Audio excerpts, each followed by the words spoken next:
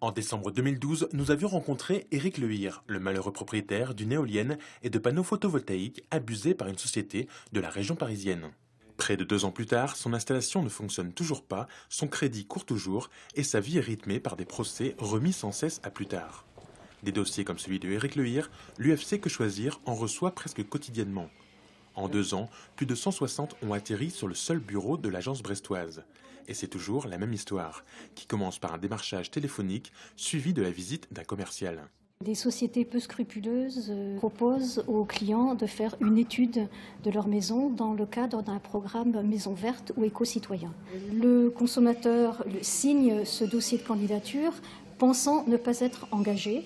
Au final, le client est engagé sur un bon de commande ferme et définitif, affecté à un crédit. Dans le pire des cas, l'installation n'est jamais reliée au réseau EDF. Dans le meilleur, celle-ci fonctionne, mais le rendement est très éloigné du résultat annoncé. C'est-à-dire une production au moins égale au coût du crédit. Un crédit allant généralement de 25 000 à 40 000 euros pour 20 mètres carrés d'installation.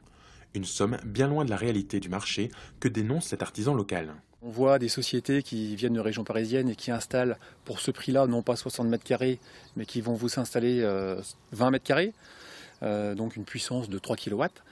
Ce qui fait qu'à ces prix-là, il est impossible de rentabiliser l'installation.